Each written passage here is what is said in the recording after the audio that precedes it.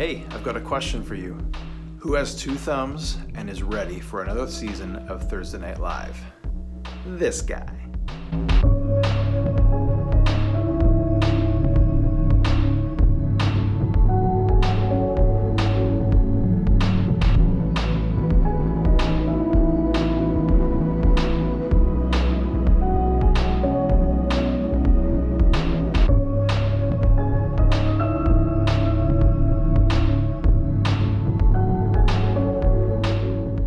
So here we go. Season 4, Thursday Night Live is here, and I'm excited to welcome all new guests. I'm excited to talk about all new subjects. And this season's going to be a little different. Last season we had some fun meeting some people in our neighborhood, the helpers around our neighborhood, and so on.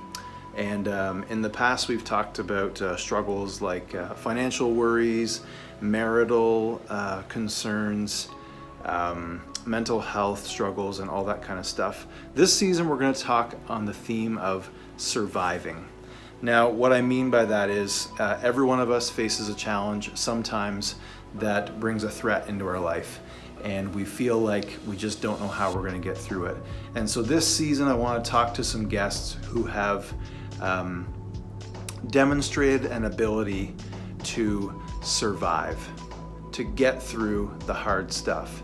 They have endured a challenge, a loss, a sickness, something like that, or they're in the midst of it and they're currently figuring out how to overcome, how to survive, and how to thrive. So maybe you find yourself in a season like that as well. Maybe you find yourself struggling right now to survive. And so I hope this season is an encouragement to you. Hey everybody, this is week 3 of season 4 of Thursday Night Live, Surviving. And it's been so good to connect with you this way over the last couple of weeks. I've appreciated all the great comments and the fantastic guests that have been here so far. And it's been so good to hear people's stories of overcoming major life events and how they've learned to live and survive and even thrive through them. I appreciate the feedback and the great comments that keep rolling in from you as you've been watching. Tonight is another tough topic, the topic of addiction. And I would dare say that just about every family has faced this on some level. Perhaps it's right in your immediate family. Maybe you yourself have battled addiction. Maybe you yourself tonight are in a struggle with it, with some kind of addiction. And tonight, I can't think of anybody better to talk about this and to offer hope to you than my good friend, Mitchell DeMerchant. I met Mitchell when he was, I'm gonna say about 4 years old. Little guy, snow white hair, blonde hair, running around our farm when my sister married his uncle. And they came from Perth, Andover to Shawville, Quebec for a big wedding. And he was this energetic little guy who grew into a wonderful man these days, but it wasn't without a lot of struggle. Mitchell's here to tell his story tonight. So without further ado, here is my conversation with my good friend, Mitchell DeMerchant. Mitchell DeMerchant, thank you, my friend, and my sort of family, I think, right? Right, yeah. Something like that. You're my second nephew, cousin, grandfather, 4 times removed or something, right? Nailed it, yeah. Nailed it. The truth, the actual fact is Mitchell's uncle is my brother-in-law, the one and only Paul DeMerchant. So thanks for doing this, man. And I'm so grateful for the chance to hear your story and for you to be able to share it with everybody who's watching and listening tonight and who will watch or listen in the future. God's done some awesome stuff in your life. And I hope you never get tired of telling it, because we never get tired of hearing what God's done. Well, thanks for having me, Neil. Tell us a little about you, just you, your family, what you do nowadays, and all that stuff as we get started. So present day, Sure. my name is Mitchell the Merchant. Right today, in the present day, I work at the Village of Hope in Upper Tracy. It's a 10-month regeneration program. I'm newly married. My third anniversary is going to be the 23rd of this month. I have a 20-month-old son as well as a 4-month-old son, Caspian and Callahan. And life's a joy, and it's all new for me. Yep. I can give a bit of a backdrop. I grew up in Perth Andover in New Brunswick on a family farm. I was the 5th generation. I was the only son. I was raised in a good, loving home, and my parents got divorced at a young age. And, I didn't know how to cope with it, didn't know how to express myself, bottled a lot of it in, began to form these other identities, and then went out west, and my life turned into shambles. I dropped out of university. School didn't matter. I felt like I had no purpose. What were some of the circumstances or things that led you down the path of the struggle that led to addiction and that whole battle? You start wherever you feel is best. Sure. My parents split up when I was 10 or 11 years old, and I feel like my life, my memory bank really began at that age. And now I kind of realize that maybe it wasn't so great before that divorce. People don't just wake up and get divorced. There's a lot of yelling and screaming and words said in the meantime. Mm-hmm. So I think I really blocked out a lot of my memories because I didn't know how to get rid of the bad or just the good. I had to get rid of it all. And I remember my sister being very expressive in that time and very, very open about what she was going through. It might not have been appropriate how she expressed it, but she expressed it. And I didn't. I remember at that age, people would ask me how I was doing, and it was always, I'm okay. I learned at that age to put on a mask, to learn how to hide. What I really know now is that I was really seeking a lot of approval, a lot of acceptance, belonging. There's a doctor that I follow his work. He's not a believer, but it's very biblical in his teachings. And he says we long for 2 things from birth, and it's authenticity and connection. And most of the times when our reality is dismissed or rejected, or there's trauma or there's shame, we will sacrifice the authenticity in order to achieve the connection. And that's what I began to do.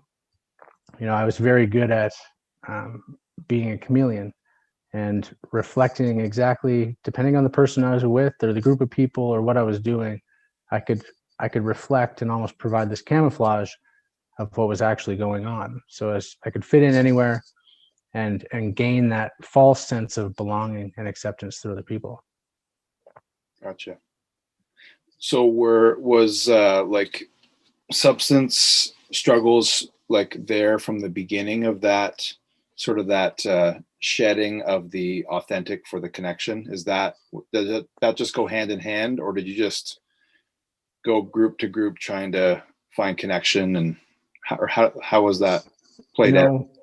Well, in total honesty and transparency, for the sake of God's kingdom, right at that same time frame, I remember we got our first computer in our home, and I went straight to pornography. There was no, it was started out maybe as the Sears catalog at 10, 11 years old, but it went right into internet pornography.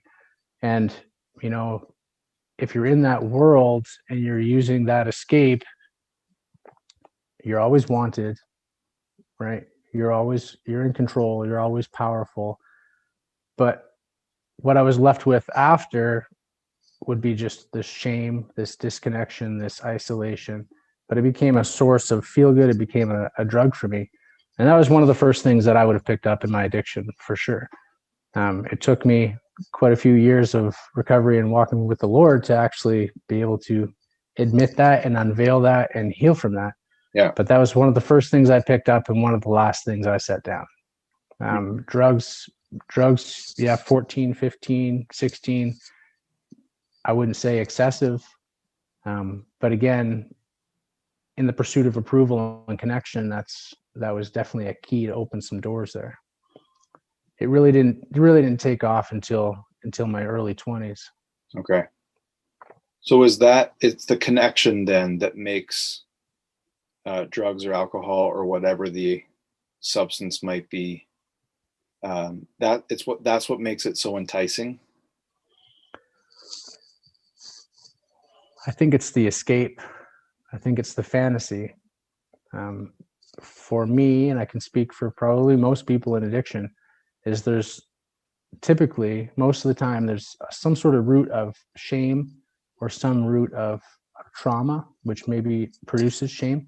So either you're the perpetrator or you were perpetrated, but either way, you can't really express those feelings or know how to cope with those feelings.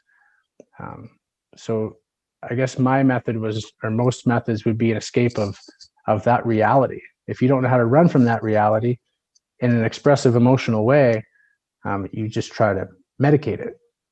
So yeah, I guess the shame keeps you locked in, keeps you isolated, keeps you disconnected. So I guess it would be transferred into a longing for connection. Yeah. Because I mean, we're it's interesting because we're certainly not lacking information about the risks and the don't do it's and the, run from this. Like every possible message I feel has been given to us and to kids, teens, children, parents, here's what to look for and all those things, but still people find their way into it. Right. I think,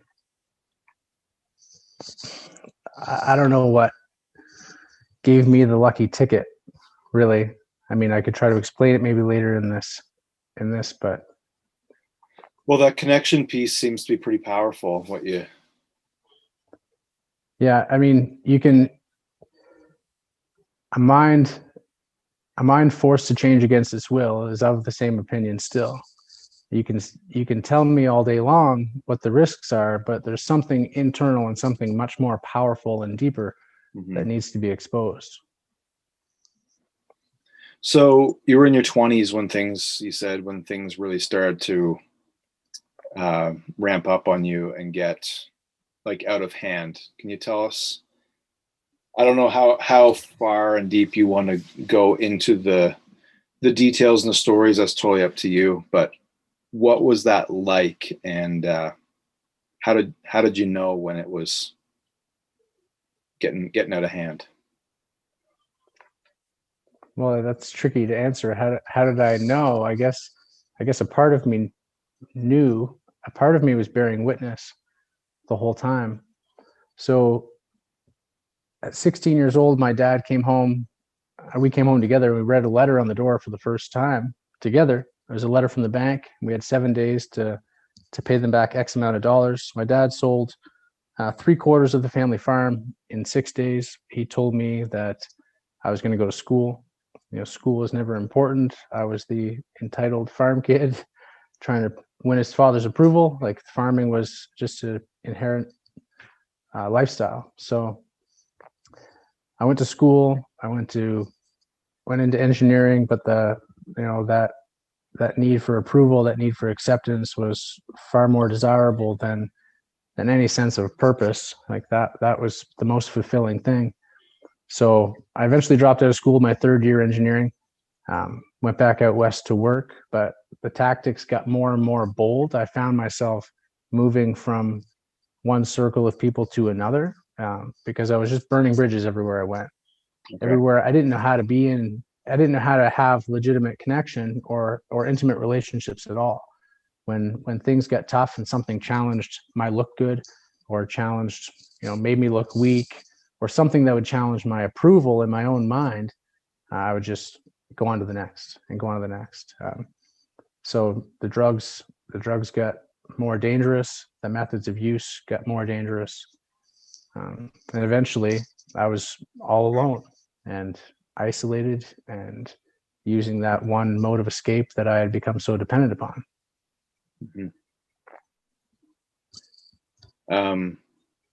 You were still working all through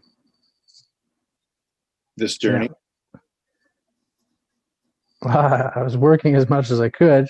I think like most people who fall into the trap of alcoholism or drug dependency, typically it'll start on a weekend, a Saturday, a Friday, but before you know it, your weekends will turn into your midweeks and your Tuesdays and Wednesdays, and eventually you couldn't go to work if you wanted to because you've been up for 3 days.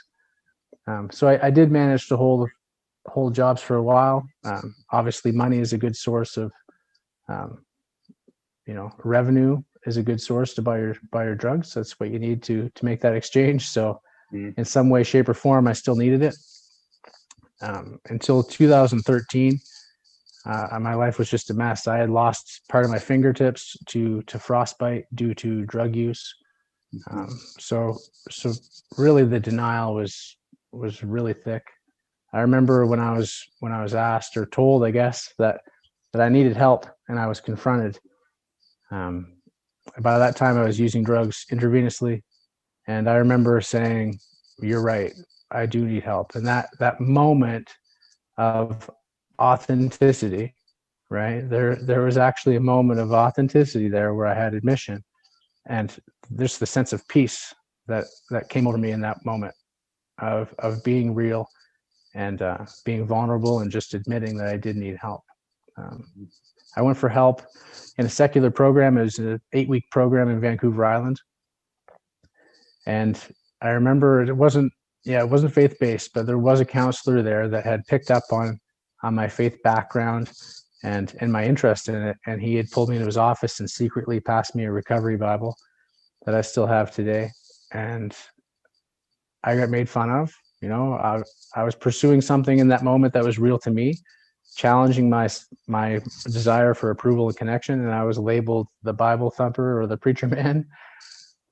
But very naive in my understanding of God, and very naive in my need for God as well.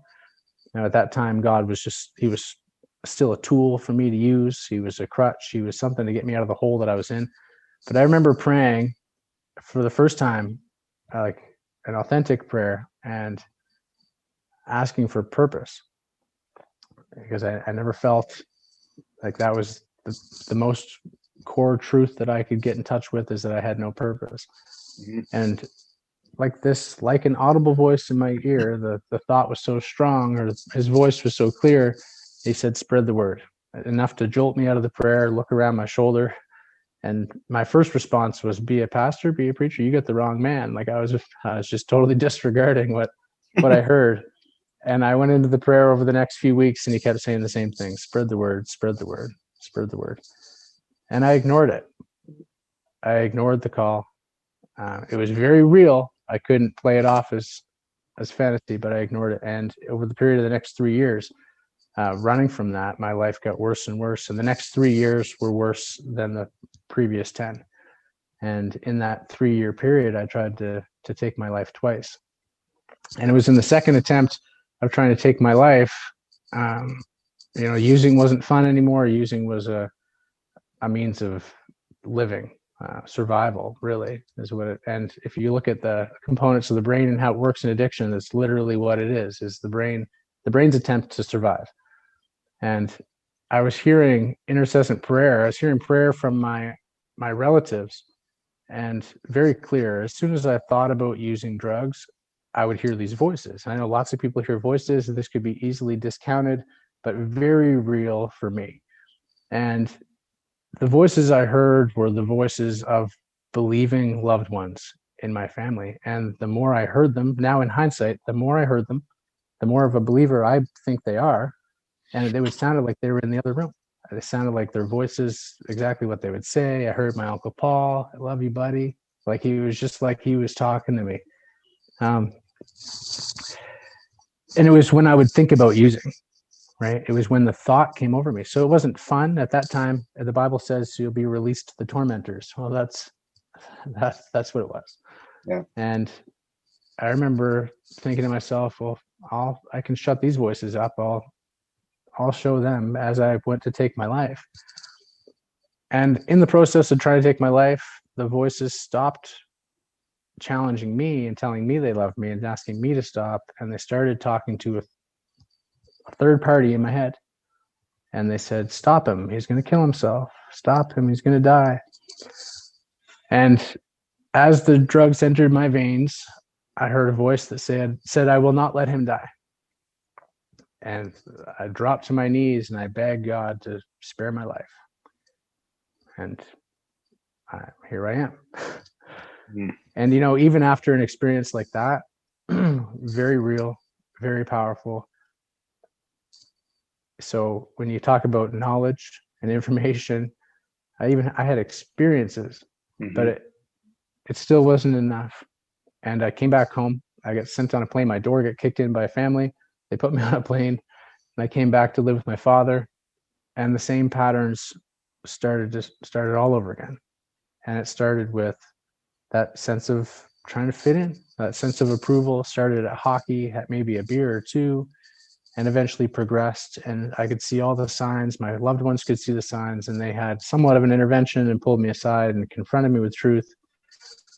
At which point I decided to meet up with a counselor. But just previous to that, actually, I was in church on a Sunday morning, and it was, "Oh, come to the altar." It was at the end of the service. "Are you hurting and broken within?" And I was just bawling. It was hitting me hard. And Yeah. I guess you could say I was in the presence of the Lord and feeling his grace. And the pastor did an altar call 3 times. No one went up. I felt that he was looking at me because I was probably the only one making sniffling noises with his head down in the church. He said, if you were supposed to come up to this and you didn't, then just come find me. And I went up to the door, second one out of the sanctuary, and said that was me. And I prayed the sinner's prayer and asked God to come into my heart and gave him my will in that moment. And slowly but surely, one thing after another, I slowly began to change as he took the hammer and chisel to my life and to my heart. And I slowly began to shed all these layers, these burdens and these weights and these identities these tools that I use. And I began to have new experiences. It's one of those experiences that led me to my wife. So and it's just experiences like that just kind of that build my faith. And over, I just can't deny the truth. I can't deny the freedom. I can't deny the connection. I can't deny the authenticity. And it's just becoming more and more real. And today I can, am I perfect? Absolutely not. There's obviously still areas in my heart where I still use God as a tool, or I still rebel against him and still want to do things my way. I think I will always have those areas to be worked on and under construction. But I really try to live an open hand life today, because I can easily go back to that 28-year-old man who's trying to take his life, and hearing God's voice and understanding and moving home with the suitcase. I can understand, because I know what I do with the things that I have when I'm operating on my own will. I know exactly what I do. And if I get to that point where I'm willing to trade my life in and it's given back, then I really can't say anything is mine in this life that I have. Mm. Is that always the way it is? Like, are there any stories where like someone makes it out, for lack of a better term, like the first time, or is it always a back and forth struggle? What have you seen like in your own life and in some of the guys that you work with at Village of Hope? I think if you want it bad enough, it's there for the taking, but I really don't know. I think it comes down to your commitment and your willingness to submit and to surrender your will. I think at the end of the day, anytime a person goes back into addiction, it's when they relinquish their own or take back their will. Right. And can I honestly say that a certain amount of trauma I think it's different for everybody. I think people can perceive pain differently. And I think it's when you get to the point where you admit that I've had enough pain. And for me, it's what areas of my life am I still making my life about me? Because I think for me, those are the areas and those are the red flags. And that's where, I mean, the root of sin is self. And that's where sin's going to have the open door to come back into my life. It's when I want to put my foot down and make it about me rather than, love others as you love yourself. So I really try to keep it as simple as possible. If I'm in a selfish, I mean, we all go there. We all have our moments, but the good thing is that God's worried more about our choices than our abilities. And when I do make it all about me, I have a chance to make it right. Right. I have a chance to, there's always redemption. So I don't know really what the golden ticket is. I think it's just someone who's willing to allow God to do the work in their life. And I think someone who's truly broken is truly willing to ask for help. Just writing down what you said. God's worried more about our choices than our abilities. Is that kind of a mantra at Village of Hope, or is that just a moment of inspiration right there, straight from the heart? Well, to be honest, it was part of a lesson that I taught yesterday. Okay. Yeah, God's worried more about our choices than our abilities. He doesn't call the equipped; he equips the called.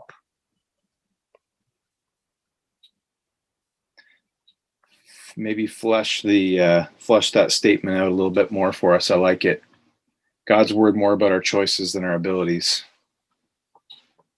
I don't know if I could. Expound, teacher.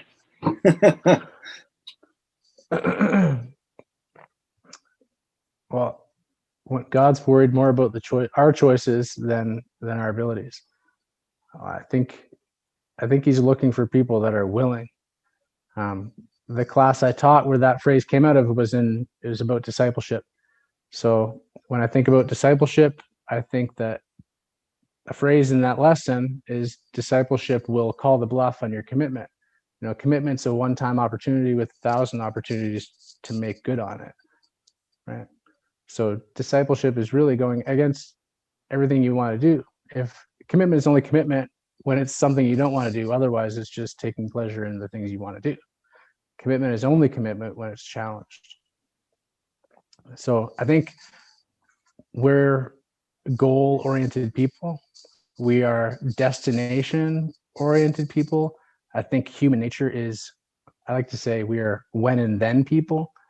When this happens, then I'll be happy. When I get married, then I'll be happy. When I can save this much money, then I'll be happy. When I can get this house, then I'll be happy. And what that shows and reveals in us is this lack of gratitude for what we have, for where we're at. We're always lusting for the other side of the fence, and we don't realize that lawn needs to be mowed too. But it's just this sense of lack of gratitude. You're always desiring more. And I think as goal-oriented people or destination-oriented people, we lose sight of the fact that I think God is more interested in the journey, because God is right here, right now in my life. He's not so concerned about, where my kids go to school, if they're privileged, if all these things, but he's more concerned about how I treat my wife today when I go home. Right. Yeah. Cool. What were some of the keys along the way once you started in that process of walking out your relationship with the Lord? Were there other keys along the way that helped you continue to grow out of this lifestyle and into who God had designed you to be? Like, were there programs you were part of, or people that you leaned on, or like, what were some of those key things that in those early weeks, months, and even couple years, maybe, as you were getting reestablished? Well, again, I think it came down to connection and going against what I wanted to do.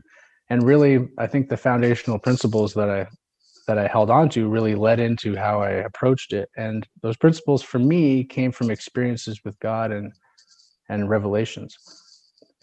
Revelations that, wow, I can't really trust my thinking. And the sense of when I step out of my comfort zone, watching the fruit and watching the results of that, actually experiencing the freedom from that, and just learning to recognize God's voice in my life. Really, really challenging myself, allowing myself to be totally challenged. And that came for me as like an abandonment of pride, where I don't have it all together. I don't have it figured out. And that's one of the principles that I guess was revealed to me early on. And I was teaching a class here, and like I said, I'm 4 years into my journey, a little over 4 years, and I'm teaching a class. And one of the guys said to me, Mitch, I really had a victory last night. I was going to freak out. I was going to lash out. And I questioned myself, and I said, what would Mitch do? He's got it figured out. And I stopped him and I said, whoa, you're wrong. I said, because one of the things I live by is that I don't have it figured out. I really don't know. And I think the deeper I go into my walk, the more that's revealed that I really don't know, because there's still a part of me that wants to be self-reliant. So I think for me, some of the things I've done, like at the Woodstock Wesleyan Church, just trying to stay connected, trying to be in relationships, trying to be open. And my first early on in my recovery would have been a lot of AA. And in Perth Andover, I wouldn't tell you that there's a large population of people that need it maybe, but AA groups, so they're hard to come by. So it was 3 or 4 meetings a week. We'd drive to Woodstock, we'd drive to Presque Isle. You do whatever it takes, right? You would do whatever it takes to go get your drugs or to go get your alcohol. So why won't you do what it takes to have recovery? 2 questions, maybe. The flip side of each other. What did addiction steal from you or try to steal from you? And what has God given back to you that addiction tried to steal? Well, I don't want to simplify it too much, but addiction tried to take my life. And I don't really like saying addiction tried to do it because I did it. They were my choices. No one was making it. I can relate to that idea that maybe there was this other entity, or there's definitely other forces at work. But I don't think the devil can be anywhere. And I don't think I'm that important that the devil was right with me. I think there's a lot of other variables. But it really just tried to take my life. I remember trying to tell my father what it was like for me in my addiction. And I explained it like this, that I was watching my hands and my body go through all these motions and do all these horrible things. And I felt like I was a prisoner in my own body. Like I was looking through cages and I was just a witness. But I can't really separate myself from that too much. But it literally tried to take everything. Because I was willing to give it everything. Right. To the point of death. And when I first heard that question, when I look back at my addiction, I just think it's literally the best thing that ever happened to me. How can I know that might sound strange, but Absolutely. my life began because addiction led me to submission. That's where my life began. Wow. And we talked before this interview, and we were talking about checking up on each other, and life is totally new for me. I've never been in a relationship, let alone a marriage, for 3 years. I've never been a father. I've never been 33 before. I've never worked at a ministry, and I've never been in such a deep relationship with the Lord. Like it's all new. And who am I to ever say that I know the way to go? Because I need a guide every day, every single day. So I say to the guys in the program, I know it might not make sense, but if I if I had to walk through my addiction again, if I had to walk through everything I've done to people, everything that was done to me and caused the hurt and the pain, I would, because I know it's the only path I know through the woods to get out the other side to where I am. And I know God has a purpose in it all. I know my addiction was probably not a surprise to God, right? And I know that my future is not a surprise to him. Mm-hmm. So why did he choose me? I don't know, but I also know that he chooses everybody. Good. So yeah, tell us what God has you doing these days. In a dramatic turn of events. Well, God has me I came to a fork in the road between starting a construction company and coming to the Village of Hope, which is a last minute, godsend. My wife was 7 months pregnant. It was kind of a make or break situation, but I reflect back on when I prayed for purpose and God said, spread the word, 3 years before that. So here I am in the Village of Hope. I've been here 17, 18 months or a little more than that.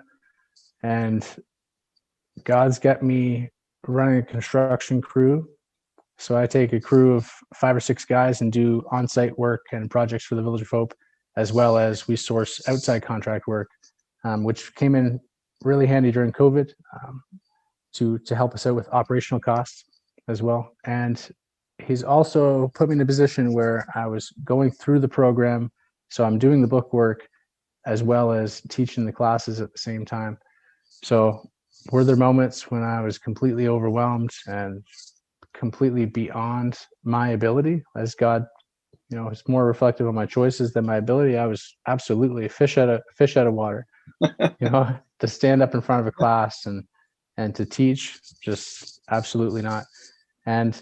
But as I became more willing and more obedient and just totally trusting that, God's not surprised that here I am and this is what's in front of me. So trusting that there's purpose in it and really just stepping into it, risking failure, risking rejection, risking looking bad, risking looking like I don't have it all together. And this past Sunday, my wife and I actually had an opportunity to teach a family recovery class. So it's really what he has in the future. I have no idea. But it's really great to be a part of God's work. You see the change in men when they really get it, when the light bulb goes off, and maybe multiple light bulbs, and just the dramatic change in character, like something that you can tell who's modifying their behavior, and you can tell who's having a softening of the heart for sure. So it's quite something. I came to the Village of Hope. I thought, oh, great, I'm going to commit my life to helping people. It's going to be awesome. There's going to be 9 celebrations and just one really moment of despair. But it was totally opposite. Like it was like 9 moments of despair, but 1 celebration. But that 1 celebration outweighs the despair for sure. And just learning how to trust God in all of it. And that it's not my job to heal. It's just, I'm just a facilitator. I'm just a tool. Yeah. A little bit about Village of Hope, maybe for people who don't know what they do, what the program is like, all that kind of stuff. Village of Hope is a 10-month regeneration program. So it's for men right now. We're working on getting women here by next year. We can hold up to 20 men. They come into the program. There's no TV, there's no phone, there's no smoking. Quite a structured program. And they do classes in the mornings, and they'll do a work detail in the afternoon. So we have industries on site which create funding, multiple industries like a sawmill, a pallet shop, as well as the construction crew. So the men will come here for 10 months. There'll be 5 months of the regeneration program, which is more so their attitudes and defense mechanisms. And then they'll step into the next 5 months, which is the inner healing portion and discipleship. And you can hold 20 right now. We can hold 20, and I believe we're at capacity right now. Yeah. Amazing. What would you say to somebody tonight who's tuned in, for 30 seconds, maybe. What can this guy say that would give me hope that I could do this too?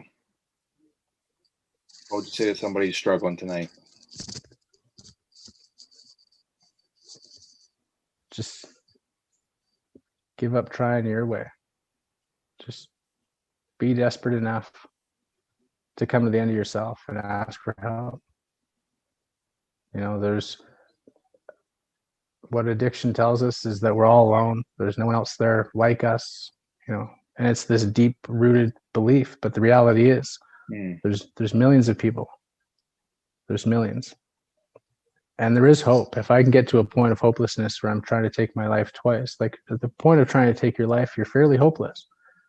And if God can transform my heart and renew my mind, it's pretty remarkable. Beautiful.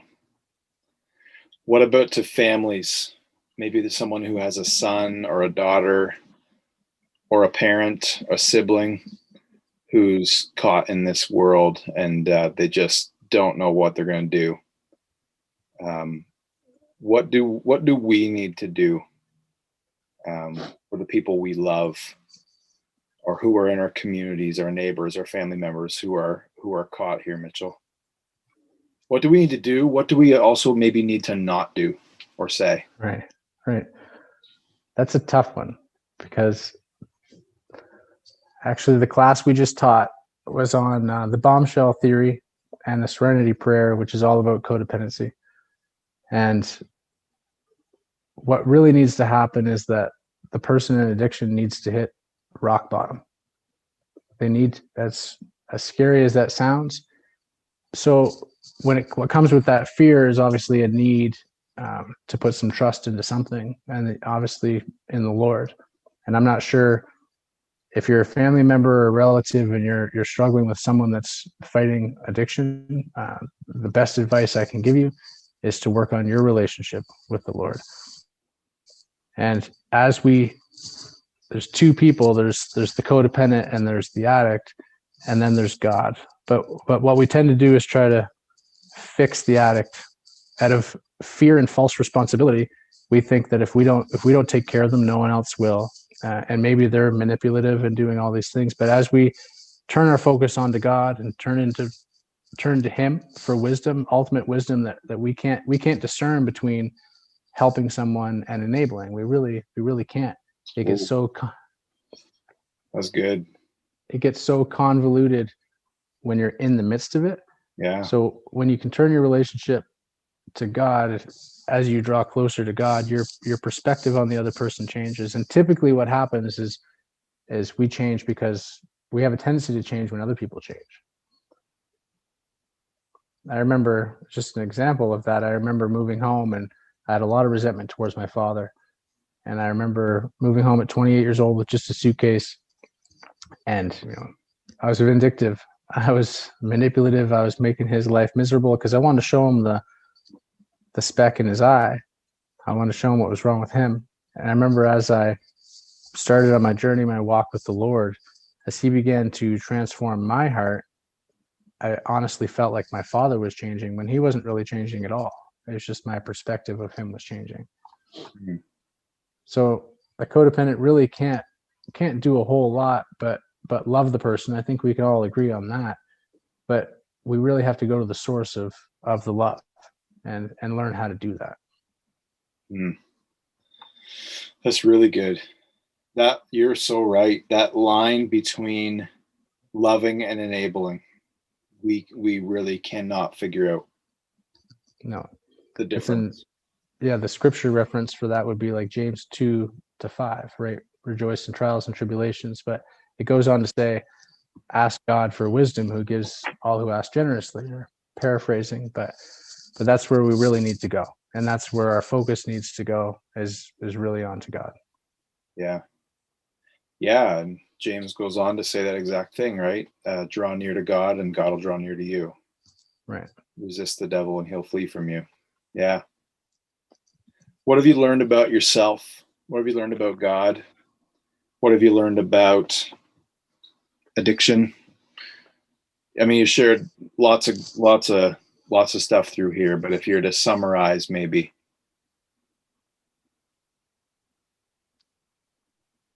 How I would sum it up this week is what I'm learning is that God's more interested in my holiness than he is in my happiness.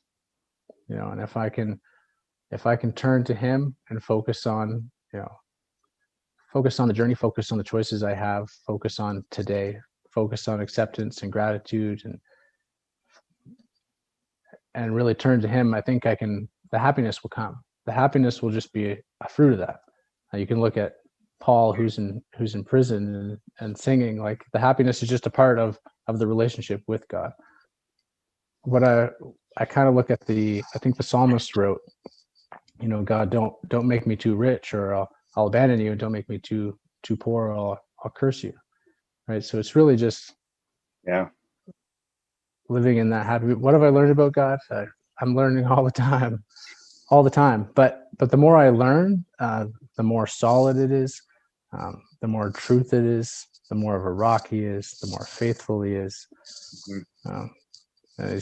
He's never failed me, and I have no doubt that he ever would, honestly. And I totally trust that no matter what storm comes, you know, that I always have that. Love it. As horrific as it sounds, and maybe you want to edit this, I don't know, but my relationship with God is kind of like, if my wife and my two sons were to die in a car accident tomorrow, how would that affect my relationship with God? And that's kind of how I have to look at it. It's like, what would I do? How would I react? Yeah. Would my faith stand true? Yeah. Right. And that's kind of the faith that I'm pursuing. That's the rock that I feel that I've found my feet on. Right. I think, as hard as it is to admit, I think that's the only faith that is faith. We were having this conversation maybe a week or two ago. I've been reading Job very slowly. That's a lot to take in. But I said to Heidi, like, man, I look at myself, and if I experienced what Job did, exactly what you said, he lost everything, including his kids. I think the only one left was his wife, and she cursed him. Yeah. She was basically against him. Yeah. But I said, man, I'm not sure if I've got that. And I don't know how to get that. And I don't want to have to get that. Right. But aside from that, it seems like we're sort of using God, like you said earlier, to make us happy. Mm-hmm. God, you're here to help me feel good. And God, I call on you when I'm not feeling good. And in a sense, are any of us any different than an addict who has struggles with substances? In that sense of thinking, I don't think we are we? No. At the core of it, there's human nature, right? Our OS system, our operating system is human nature. So whether that fruit is medicating through substance or medicating through religion, right? The core of it is, what are we trying to soothe? What's our motivation? Is our motivation, you can't serve two masters. Is our motivation serving ourselves, or is it serving God? And I think motivation stems from the heart, and I think that's all God's interested in, right? But the good news is that God has the power of changing our hearts, right? So right. And you said earlier, everything else is just behavior modification, right? Right. And how long can willpower and modification last? Right. How long can people white knuckle change? Right. I see a lot of people that don't drink alcohol anymore, and they're not the happiest bunch, right? So recovery is so much more than recovery, in a sense, is much more than drugs and alcohol. When I think of recovery, I think, like, what am I recovering? Right? What am I getting back? Well, I'm actually recovering true self. Mm-hmm. When I'm in addiction, there's there's three alienations. There's alienation of true self, alienation of others, and alienation of God. When I'm in recovery, when I'm God focused in that journey, all those things tend to come back, and you get as close to them, their purest form, as much as possible, but you still have the human nature in there. Yeah. Right. So really, it's like the sense of wholeness.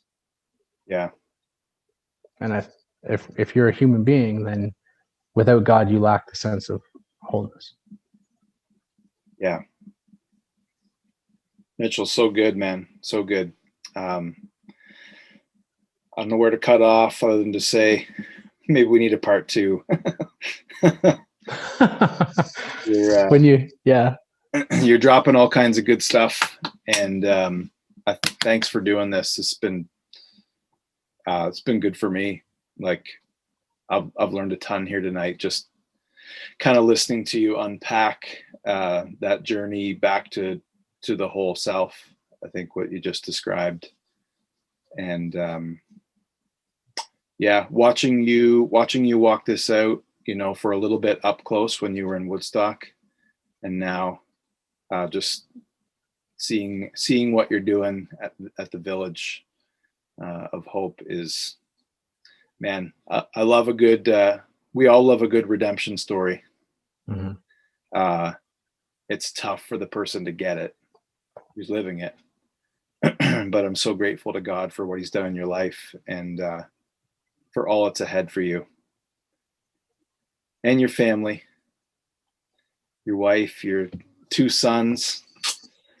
That's great redemption. So thanks a lot, man. We've loved having you tonight. Thanks, Neil. Love you. Love you too, man.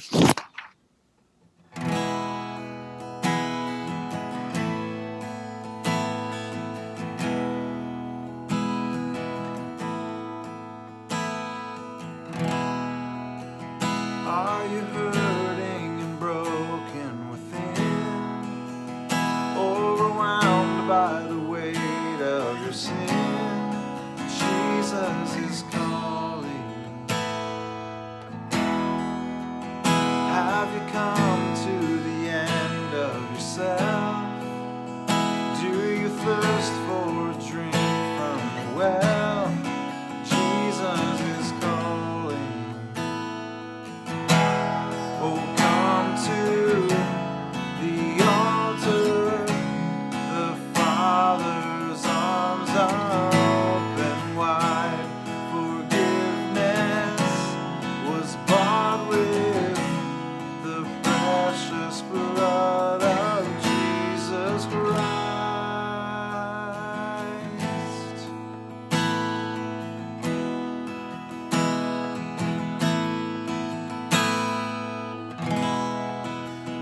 Leave behind your regrets and mistakes. Come today, there's no reason to wait. Jesus is calling. Bring your sorrows and trade them for joy. From the ashes a new life is born. Jesus is calling.